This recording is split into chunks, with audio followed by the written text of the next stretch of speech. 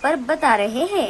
इनसे अच्छा तो हमारा कालू है, जिसने मुसीबत आने से पहले ही हम सबको सतर्क किया। बारिश अपने जोरों पर थी।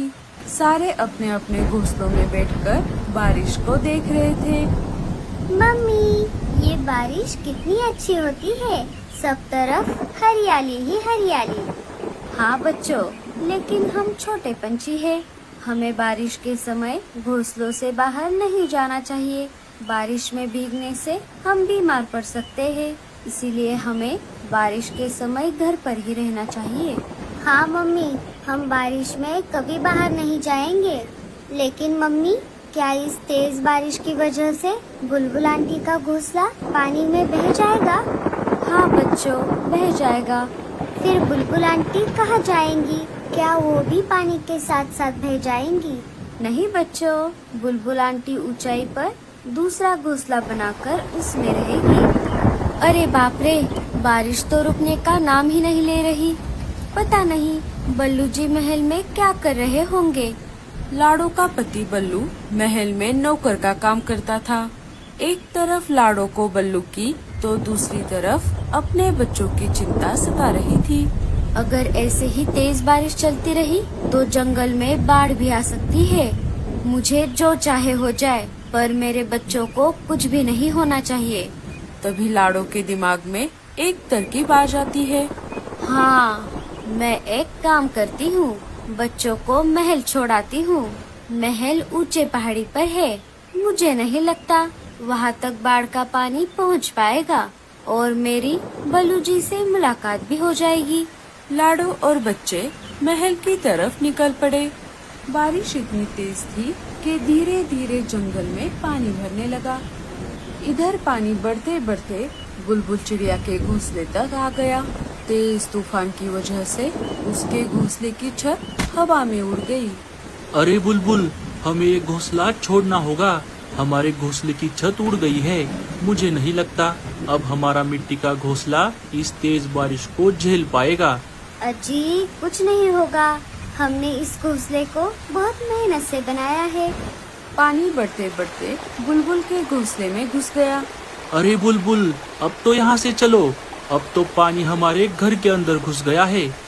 अजी, जरा धीरज रखो, मुझे पता है अब बारिश रुक जाएगी और धीरे धीरे पानी भी उतर जाएगा, हमें कुछ नहीं होगा। बारिश रुकने का नाम नहीं लेती। घर में पानी घुसने की वजह से मिट्टी का घोंसला गलने लगा।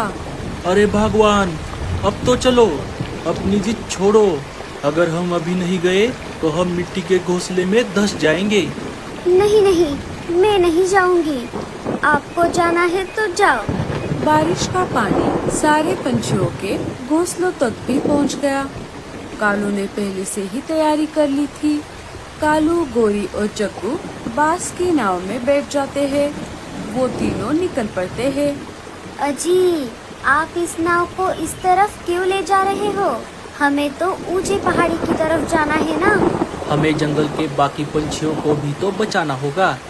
अजी, हम ऐसा करेंगे तो हम इस बाढ़ के पानी में डूब जाएंगे। ऐसा कुछ नहीं होगा, मुझ पे विश्वास करो। कालू सबसे पहले मीनू मौसी और टूनी के घोंसले के पास आ जाता है। टूनी, मीनू मौसी, जल्दी आइए, इस नाव में बैठ जाइए। दोनों नाव में बैठ जाती है। अच्छा हुआ कालू, तू आ गया, वरना हमारा क्या होता? कोई बात नहीं मीनू मौसी, हमें बाकी पंछियों को भी बचाना होगा। कालू एक एक करके सारे पंछियों को नाव में ले लेता है। अरे कालू भैया, हम सब तो नाव में आ गए, लेकिन बुलबुल और उसका परिवार नहीं दिख रहा। अरे हाँ, उनका घोंसला नीचे जमीन पर है। पानी इतना ऊपर तक आ गया है, इसका मतलब उनका घोंसला डूब गया होगा। हमें जाकर देखना होगा। सारे नाव में वहाँ पर आ जाते हैं। सबने देखा बुलबुल का घोंसला पानी में डूब गया था और उसका परिवार पानी के ऊपर तैर रहा था। अरे बाप रे, हमें इन्हें बचाना होगा। अगर मैं जाऊंगा तो नाव को कौन संभालेगा?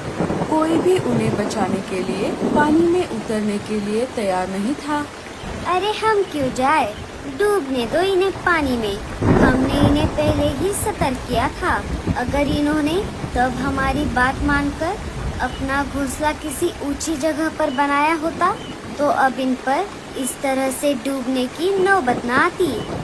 जाने दो मीनू मौसी, मैं चली जाती हूँ।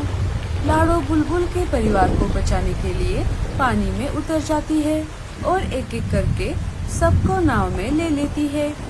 देखा बुलबुल, टूट गया ना घमंड। तुमने लाडो को इतना परेशान किया, फिर भी उसी ने तुम्हारी जान बचाई। हाँ मीनू मौसी, लाडो मुझे माफ कर दो। मेरे घमंड की वजह से मैं अंधी हो गई थी। मैं आगे से ऐसा कभी नहीं करूँगी। हाँ बुलबुल, हमें मुसीबत के समय सबकी मदद करनी चाहिए, चाहे वो हमारा दुश्मन ही क्यों ना हो।